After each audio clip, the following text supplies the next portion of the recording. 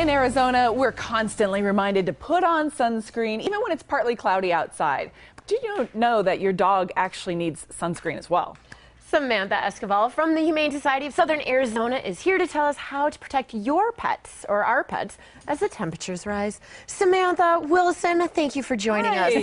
This is Wilson. He is so comfortable right now. It's just like he's at home. Oh, he's adorable. He's the sweetest thing ever. And he's actually wearing a bow tie for you ladies today. I see that. What a little charmer. He's very sweet. He is 7 years old and he is a terrier mix, and he was brought to the Humane Society as a stray.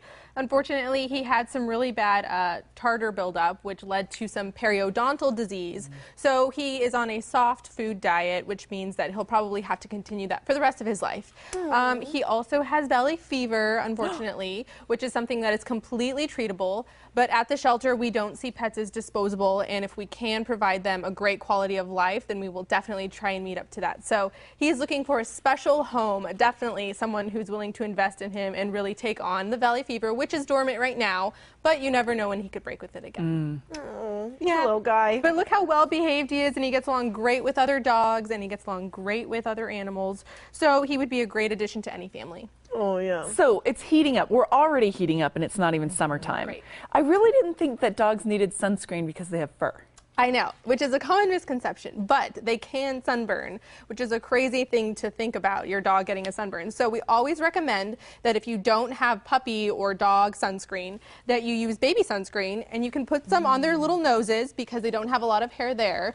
A lot of dogs like to go out and sunbathe, so they'll lay on their backs, and when they're laying on their backs, their abdominal area, their stomach area is exposed to the sun, so that's an easy way for them to get a sunburn. And they don't even have to be out there that long either. So we should put sunscreen on their tummies as well. Absolutely. And I even recommend working it into their fur because sometimes they can get a sunburn over their fur as well. I guess, especially with fair-haired dogs, right? Yeah, absolutely. So I guess you wouldn't have that problem so much with like a Chow Chow or a Husky.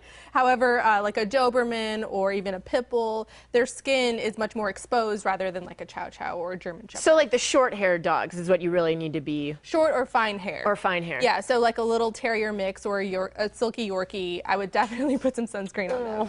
Yes. And then what about, it seems like all the time we're hearing news stories, people leaving their pets in the car in the summertime. Oh my gosh, it might seem like common sense, but sometimes we forget, and it's happened before, and pets have been killed because they've been left in cars.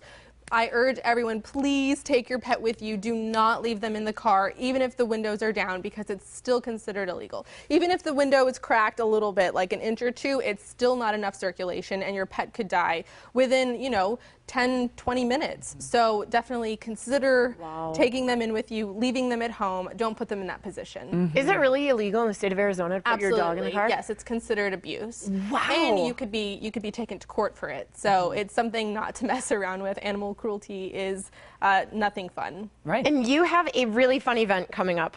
We do. So we have our annual Putting on the Dog coming up next Friday. I will be helping to MC it, so I'm super excited. It will be from 6 to 9 at the Hilton El Conquistador. We're going to have a live and silent auction. We're going to have a lot of different restaurants there. There's going to be a lot of food, a lot of drink, and it's going to be so much fun. And the best part is you can bring your dog. Perfect. Yeah. Can you adopt dogs there as well? You cannot adopt any pets there. However, if you have a dog at home that you want to bring along, you're definitely more than welcome to do that. So get your tickets now. Oh, right, because how soon is it again? So it's next Friday.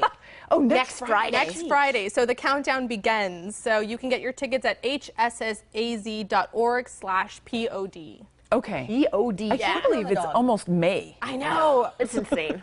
It's craziness. All right, Samantha, we are going to try and find Wilson a home today. Thank you. All right. Thank you, Wilson. All right.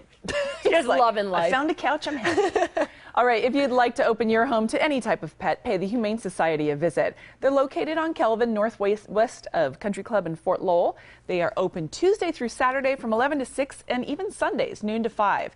If you want to call ahead, the phone number is 327-6088.